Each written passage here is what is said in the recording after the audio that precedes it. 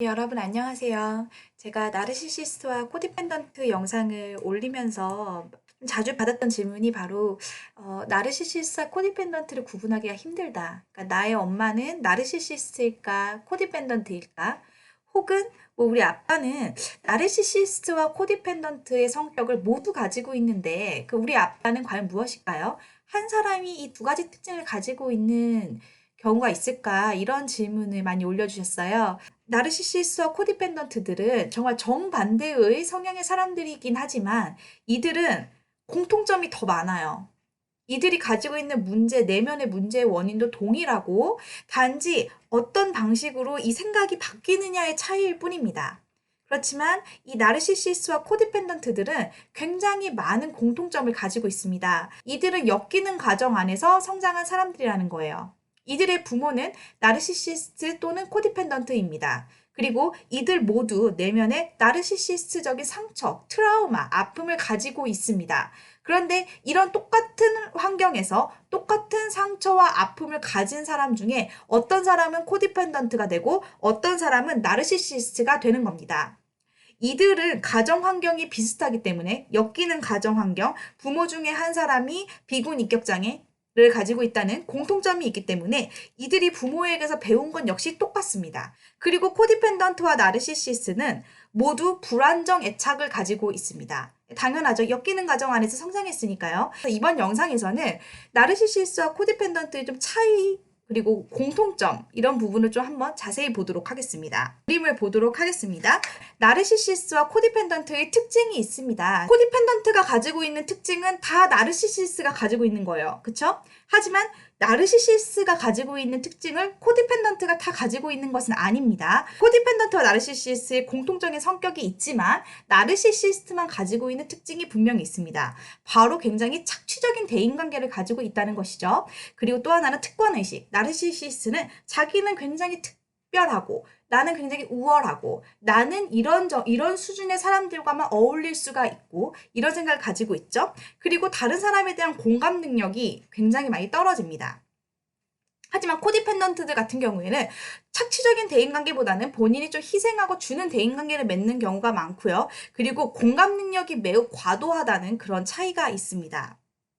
자, 나르시시스와 코디펜던트가 둘 다 가지고 있는 특징들을 한번 볼게요. 먼저 그 건강하지 못한 경계선을 가지고 있습니다.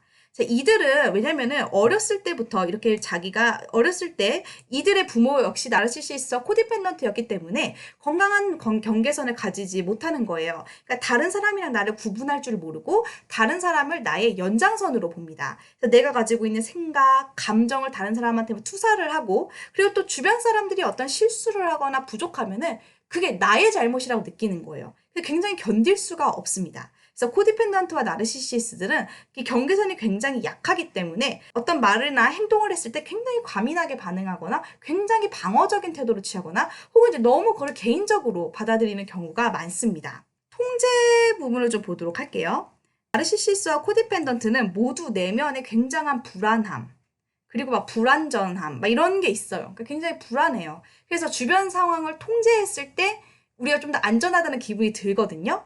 그래서 다른 사람을 계속 끊임없이 조종합니다. 막 기쁘게 해주고, 거짓말 해주고, 그래서 다른 사람을 기쁘게 해주거나, 뭐 거짓말을 하거나, 뭐 직접적으로 혹은 간접적인 방법으로 주변 사람들을 조종하고 통제를 하게 됩니다.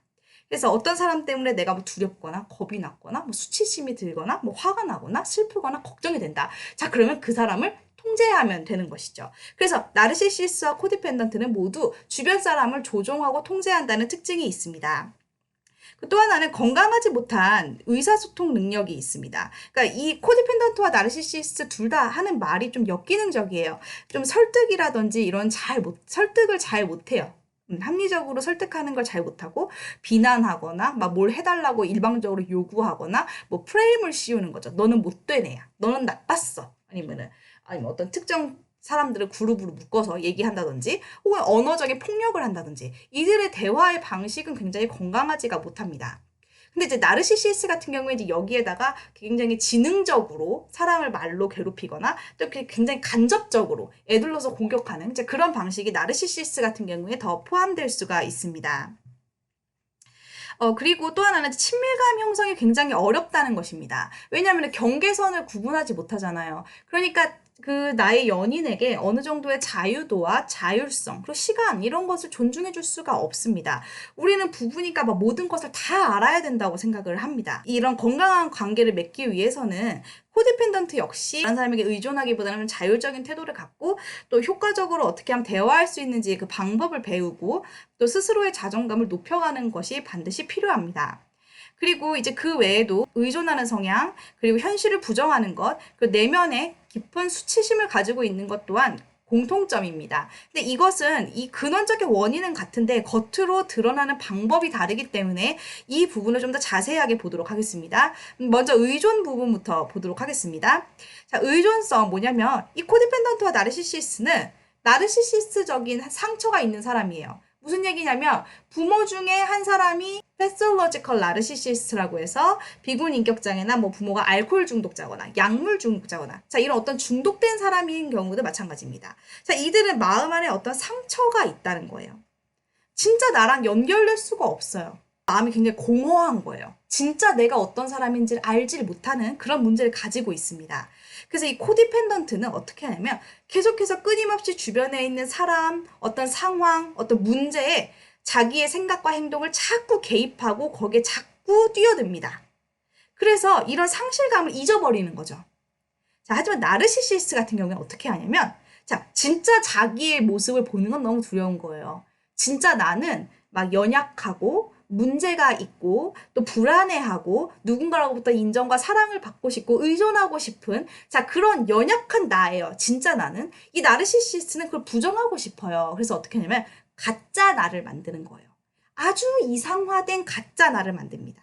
그리고 가짜 자아를 만드는 거예요.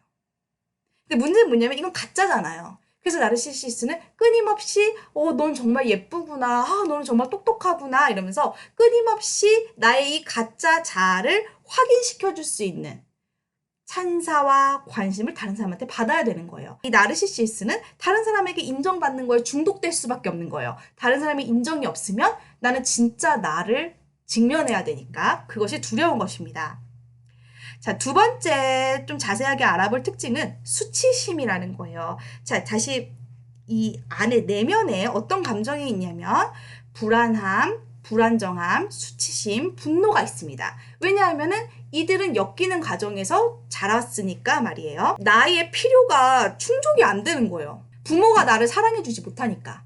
부모가 나를 충분히 인정해주고 충분히 돌봐줄 수가 없었잖아요. 그래서 나는 다른 사람한테 그 필요를 받아야 돼요. 그쵸? 그래서 이 필요를 받는 방법을 어떻게 만드냐면 코디펜던트 같은 경우에는 다른 사람을 돌봐주는 거예요. 내가 저 사람을 돌봐주면 그 사람은 나에게 사랑도 주고 애정도 주고 그래 네가 정말 착하다 정말 고맙다 이러면서 막 인정도 해주죠. 근데 나르시시스트 같은 경우에는 어떻게 하냐면 다른 사람을 점령하고 힘과 권력을 가지고 통제권을 갖는 거예요. 특권을 누리고 우월하고 어떤 권력을 가지면서 진짜로 자기가 가지고 있는 감정, 열등감, 내가 가치 없다는 느낌, 그리고 나는 누군가로부터 의존하고 싶다는, 그리고 내 무기력함, 자, 이런 감정을 감추는 것입니다. 세 번째 조금 더 자세하게 알아볼 부분은 바로 부정입니다. 자, 코디펜던트와 나르시시스는 둘 다 나는 도움이 필요 없다라는 주장을 합니다. 진실은 뭐냐면 나는 도움이 필요하다는 거예요. 진실은. 나는 누군가 나를 도와줬으면 좋겠어. 나는 누군가에게 정서적으로 의존하고 싶어. 누군가 나를 사랑해줬으면 좋겠어. 자, 이런 나의 필요가 있는데 그 필요를 둘 다 부정하는 거예요. 나는 충분히 괜찮아. 나는 행복해. 나는 아무 문제 없어. 라고 생각을 합니다. 자, 그래서 코디펜던트는 어떤 식으로 행동을 하냐면 다른 사람의 필요를 먼저 채워주는 거야. 내 필요보다. 부정하는 거죠. 나는 별로 필요가 없어. 다른 사람의 필요를 먼저 채워줍니다. 자기가 코디펜던트 성향을 가지고 있다는 것조차 부정합니다. 나는 아무 문제가 없는데 라고 생각을 합니다. 나르시시스 같은 경우에는 특히 이제 자기의 어떤 불완전함, 그리고 뭐 약함, 외로움, 슬픔, 무력함, 죄책감, 두려움 같은 감정을 부정합니다. 그래서 이들은 뭘 하냐면 화를 내요. 막 분노해요.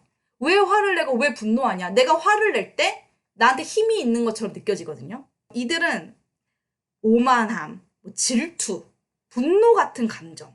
그래서 나를 강하게 만들어줄 수가 있고 내 수치심은 감춰줄 수 있는 그런 감정을 선택해서 사용을 하게 됩니다. 나르시시스트와 코디펜던트의 시작은 같다는 거예요. 엮이는 가족 안에서 패솔로지컬 나르시시스트 부모로부터 양육을 받은 나르시시스트적인 상처를 내면에 가지고 있는 사람들이라는 것입니다.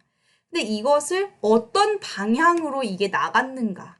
한 사람은 다른 사람에게 인정을 받기 위해서 다른 사람들을 끊임없이 도와주면서 내가 원하는 애정을 받고 그리고 그 사람을 잃지 않고 그리고 내가 가지고 있는 진짜 문제를 외면하는 사람이 있고 나르시시스트는 힘의 논리로 우위에 서서 내가 원하는 것을 착취적으로 그러니까 쟁탈하듯이 다른 사람을 조종하고 통제하면서 얻어내는 그런 방식으로 나타납니다.